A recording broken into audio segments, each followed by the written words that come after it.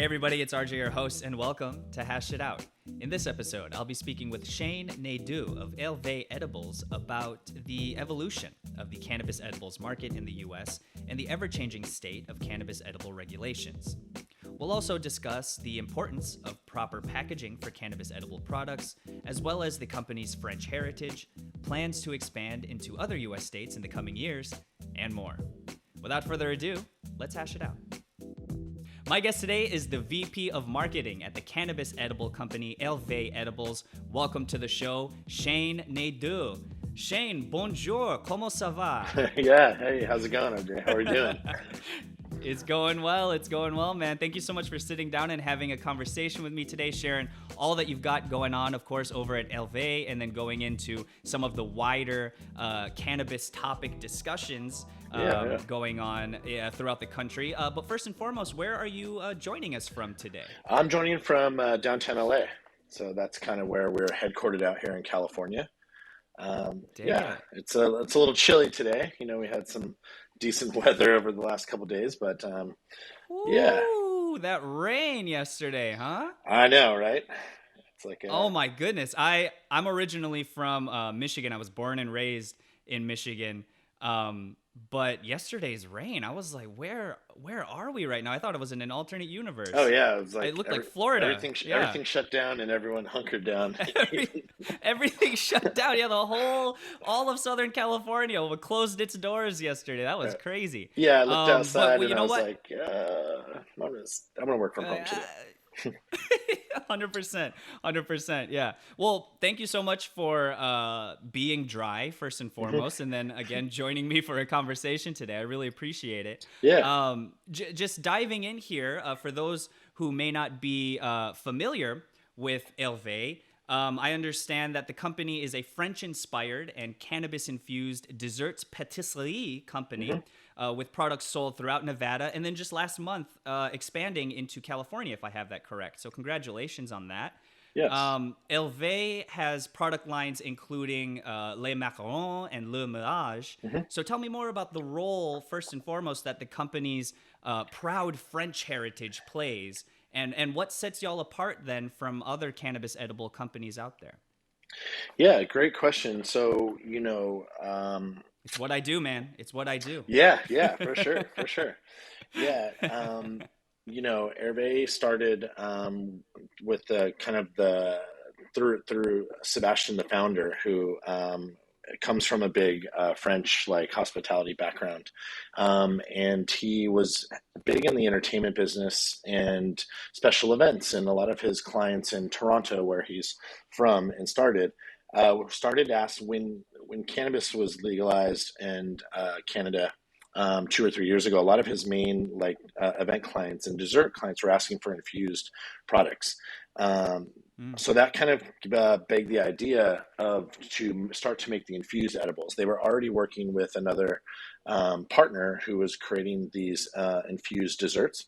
And then once they figured out the kind of path to market, they started to zero in on the American market, because the edible market at the time had not, how do I say that? It hadn't cleared yet. It was only flower and vape for a period of time. So they decided to launch the brand in Nevada in 2020, 1 month before the pandemic hit. But so they successfully launched macarons into the market in Nevada and kind of stuck with it, and, saw a lot of great success throughout the year. Even though that Nevada completely, Las Vegas specifically, shut down and is traditionally a transient market, we saw a big rise within that edible macaron category. These products are very specific. They're very high end. They're very handcrafted, and that kind of gave Sebastian the idea to bring it to other markets, specifically California. And that was one of the markets that he originally had zeroed in on as being if you can make it in California, then you can make it in a lot of other markets. And as you know, being in the cannabis industry, that most of the brands that are going MSO are kind of birthed in LA or San Francisco, California market, and then replicated as they go to Michigan or Florida or, Massachusetts. So that being said, I joined the team in July of this year to help bring it to the California market. and we successfully launched a little over a month ago in the California market with macarons, and Mhm. just recently debuted them at Hall of Flowers last week for Le Mirage, which will be live on our direct-to-consumer website later this week, and also kind of in retail shops in January. So.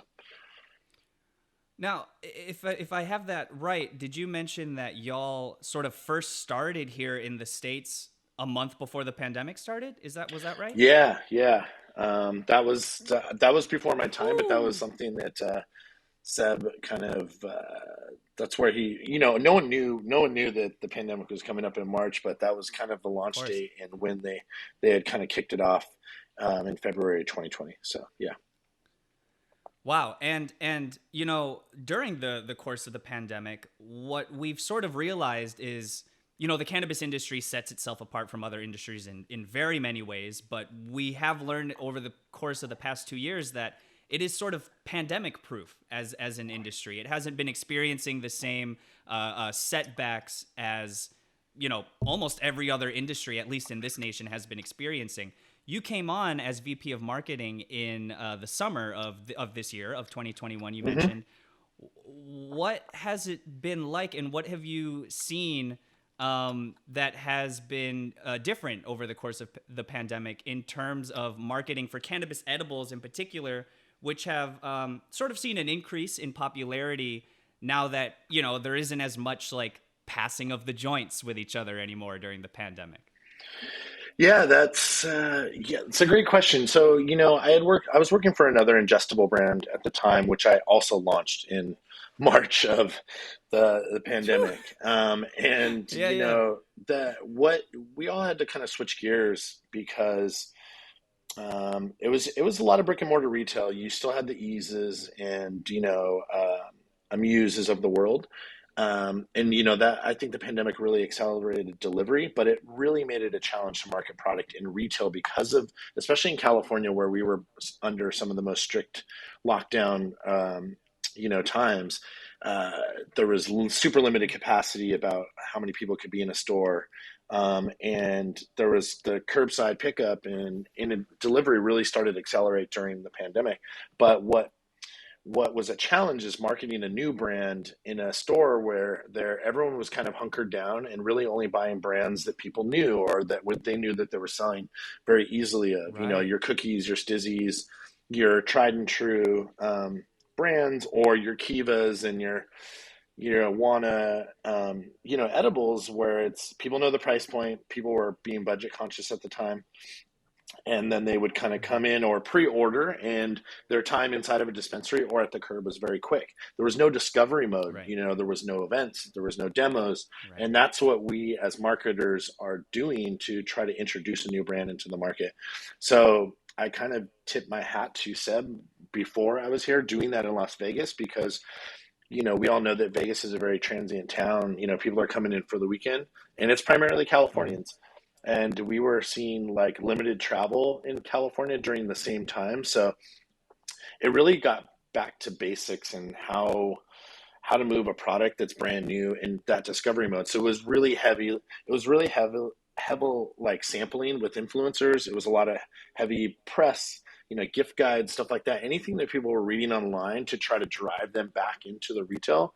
That was the only kind of moment Mm. you got to jump onto. You didn't have trade shows. You didn't have other vehicles to kind of get your messaging across. So that was some of the Yeah. challenges, but I tip my hats to a lot of brands that were launching during the pandemic that were actually able to launch a sustain. Yeah, it was quite a challenge, but to be with the brand Right. that started during the pandemic and is now accelerating as we get out of it is quite unique. And at a time when a lot of legacy brands were just trying to hold on. You know what I mean? They were just literally trying to Yeah. keep that market share and keep their consumers happy. So. And I mean, if you can, successfully launch and make it out of a pandemic and then accelerate out of that launch, I mean, I guess you're weatherproof at this point, right? Do you feel like, because again, this Hervé before you joined launched a month before the pandemic, and now you're going through this ongoing pandemic. We're in the middle of it now, so do you sort of feel like you are now I guess, battle hardy or weatherproof now to sort of face any sort of unprecedented, whatever the hell might happen coming up in the future. Yeah, we are. I mean, for California, it's kind of been like it's kind of been like a version 2.0 for us because we launched in the same kind of cadence in Nevada. Now we're launching in California. That's where my specialty is. Being born and raised in Southern California. Sure. That's where my home is. It's where all the connections are. But you have some of the best brands, best retailers down here. So for me, it's been like, all right, cool. They already did this in Nevada, but it gives me the opportunity to do it in my own way, in my own backyard. And yeah, Mhm. I hope to think that we are weatherproof, but you also know that like the cannabis industry in California changes every 6 months. And there's Yeah. a lot of different nuances between Nevada and California that I'm learning personally too. So until it's federally legal and become standardized where you have like four major markets like you do in beverage or alcohol, it's still going to be a case by case basis. We're looking towards Michigan in the new year, and that model is completely different than Nevada and California. That could be just like a one-off licensing deal that just kind of goes out, and that one group will then just take the brand and market and go to market with it. So Mm. that's what I'm saying. Every state is different. Yeah. Different.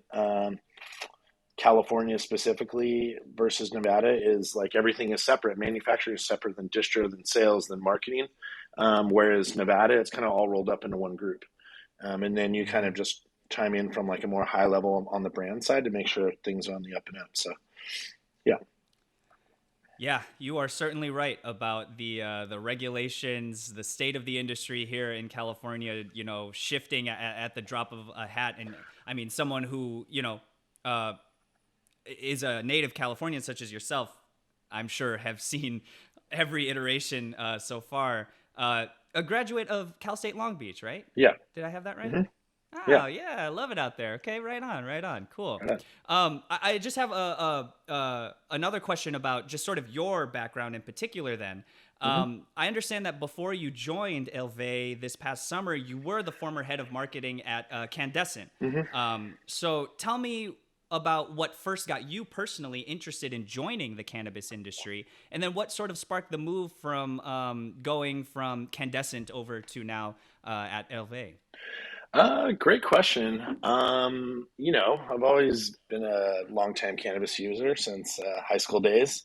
I went through my phases, and I can say that like I've had my brushes with the law, from time to time. Yeah, feel that. Yeah, Yeah, I yeah, feel for that. sure. I mean, it's not an unfamiliar industry for me. So I was in and out of it. I had a lot of friends that were on the kind of black market side, so I was very familiar what was going on. But at the time, I was in beverage for 7 years with Red Bull, so I was part of the culture marketing team in North America. So Right.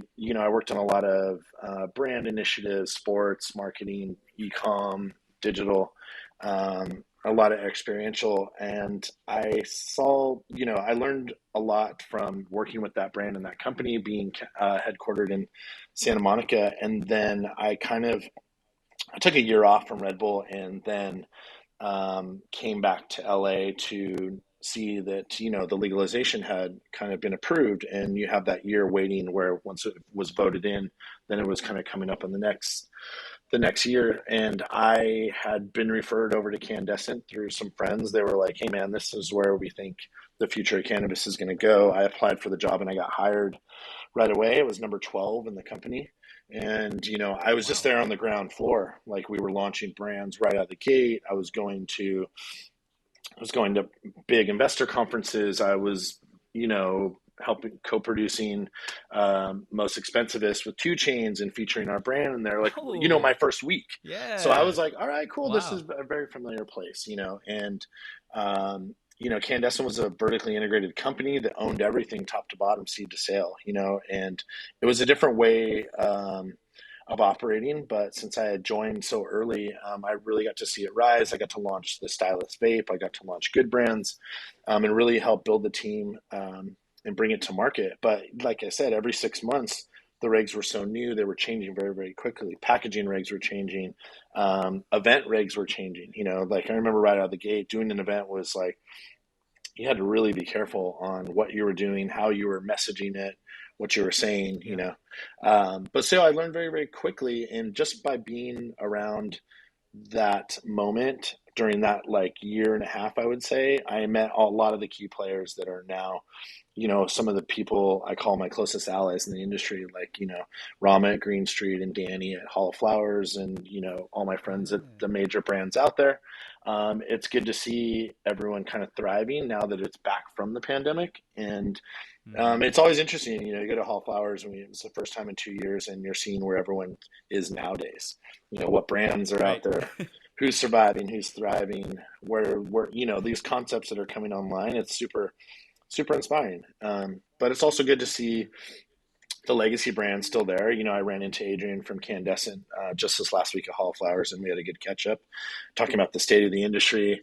And this is kind of my feed into what like my predictions are for the future. But it was kind of funny. We were joking about the consolidation of retail and how these retail entities are buying up like single mom and pop shops, and he's like Hmm. Shane, I think you think it's going to be like one dispensary next year when we're out back here at Hall of Flowers, and we were joking about that, and he's like, this reminds me of the movie Demolition Man, where every restaurant was a Taco Bell, and we just started Oh yeah. cracking up because I was like, man, is that what it's going to come to next year? And I was laughing, Yeah. right?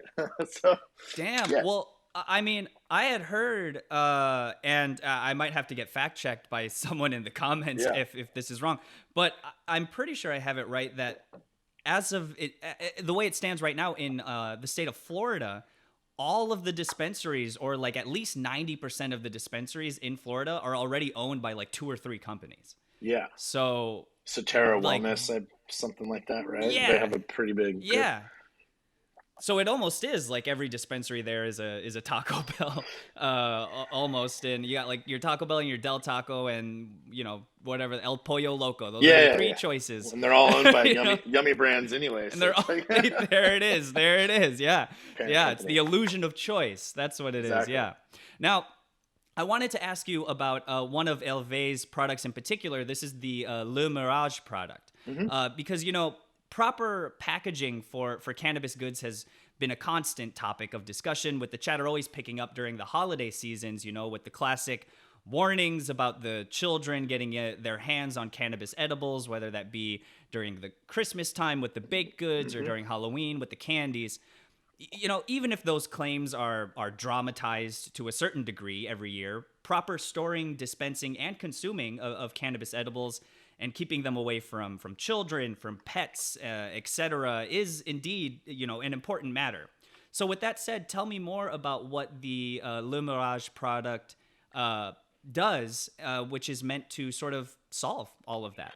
Yeah, absolutely. I would like if you give me a second, I can grab the dispenser really Oh, quick just so I can sure. do that. Oh, Yeah, give me yeah. one I'm second. always down for a visual aid. Yes, indeed. Yeah, the Le Mirage is our hard candy that is low in sugar but gluten free and vegan, and basically what it is, it comes in our dispenser that is we have a patent on. So it kind of looks like this Mm, lipstick container. It's very discreet, yeah. and you just twist the bottom Hmm. for the CR part of it, and you load these 25 milligram sticks. So each hard candy is Wow. 5 milligrams each, and then what they do is they load into the dispenser like this and click in, Mm. and then you just click up and you can snap a piece off or bite a piece off, and then you just keep moving and it keeps dispensing upwards. Kind of like an adult Pez Oh, dispenser, wow. if you will. That's And you, exactly what I yeah, was about to say. Yeah, yeah, yeah. yeah, that's what everyone Cool. says. They're like, it's a Pez dispenser or like a push pop, from, There it when you're a is. kid. Yeah. Yeah, so we're really excited about that one. And also, it gives us a different offering because we're in the hard candy market, right? But we're also playing the edibles market. We're not actually making a gummy, per se, Mm. because I feel like the gummy market is one of the most popular, but it's also one of the most competitive. You have like Mm. such a wide range from like the wild rose top of tier market down to Oh, like fruit yeah. and like these new brands coming online that's giving everyone else a run for their money. Right. Um, Yeah, we're really excited about this product because we launched it in Nevada. So this is available in Nevada as well as macarons. And this will be available in California, like I said, on our website this week. Because it's also very heat resistant and it's a low glycemic index. So people that are diabetic and other ways that people looking to ingest cannabis and they don't want to smoke or have like a sugar-filled gummy, this is a really good alternative, but it's also very discreet. Like if you're going to a festival, a show, a movie, whatever, having this in your pocket is really easy way to ingest it. And something that we're working on right Totally. now, just one of my other coworkers has been kind of using a hot tea kettle and just breaking off a 5 milligram piece and dropping it in a cup and letting it dissolve. And that's kind of like a No different kind way. of intake that we're working with right now because, like I said, I came from beverage side too, and I'm a big fan of like every beverage in the cannabis industry space. I think it's only going to get Totally. better and better. But how can we Yeah. offer a different way too? So like if you're into like sucking on a hard candy, or you just want to drop it into some water and drink it, like that's another alternative ingestion method that we're exploring as well.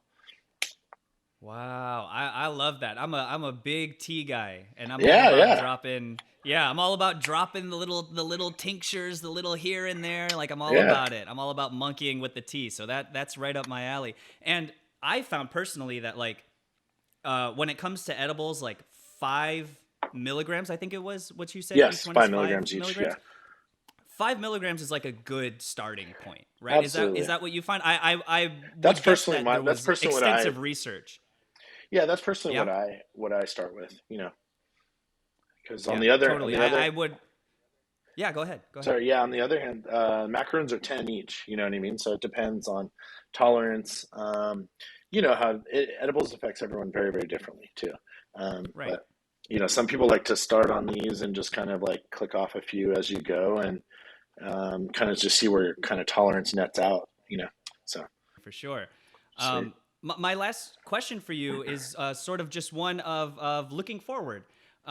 Because, edibles, as we've been talking about during the course of our conversation here, edibles have certainly been increasing in popularity throughout California, throughout the nation, but in California, particularly with sales growing over 5% in Q1 of 2021 from Q4 of 2020 and Hmm. growing over 20% in Q1 of 2021 year over year. Yeah. Now, California has the second largest edibles market share after my home state of Michigan. Wow. You sort of alluded to it a few minutes ago, but tell me more about what Hervé's plans are for future expansion into other states, perhaps other nations, if any, and what y'all have looking forward to close out 2021 and then going into the years ahead. Great question.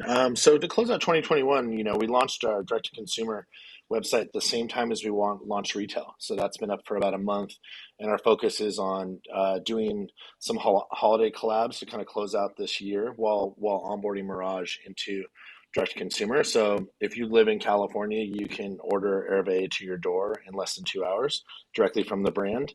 We also have some pretty exclusive bundles and swag and other items that you can only find on our website right now. That's what we're working on there. We have some new product SKUs in the pipeline for Q1 of next year, something that's kind of like I was alluding to more of the ingestible beverage kind of space. So we're really excited Yeah. about that. That'll be in the same vein as Mirage, very portable, discreet, on the go type of product, but also a little cheeky and French still. You know what I mean? Our products are very female focused, but we have something for the boys coming up in the pipeline. So stay tuned, and I think you'd be pretty excited when you hear about the launch of that. And then I think Ooh. looking forward to like Q2, Q3. We're looking at Michigan as next market and possibly Massachusetts this year.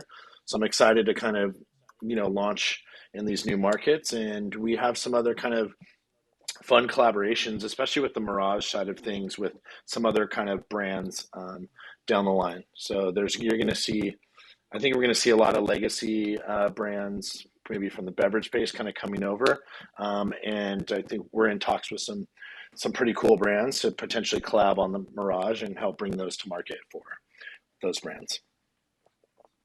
Wow. Okay. Well, we will certainly be keeping an eye on all of what y'all have got going on over at Hervé throughout the rest of 2021 and going into, of course, 2022.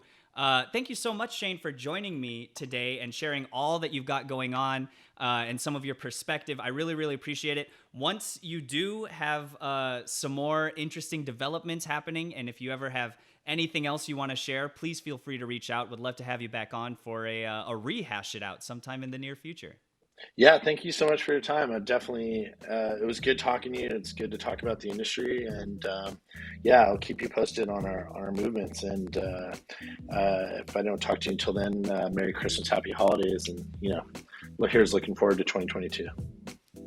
Yes, indeed. And to you as well, happy holidays, Merry Christmas, Happy New Year, all of the above. Please continue to be well and stay safe over in the LA area. And again, we will certainly be keeping an eye on all that Hervé has got going on. And that is it for Hash It Out, y'all. Merci beaucoup to all of y'all for watching, liking, commenting, and subscribing. I am your host, RJ Balde, and I will catch y'all in the next one. Peace out. Peace. Hey, everybody. Thanks for checking out our channel. Click here to watch another episode of Hash It Out. To find more cannabis industry reporting, insider stories, and to stay up to date on the latest trends, make sure to subscribe and keep up with our TRICHOMES community app. Download it now for free, and we'll see you there.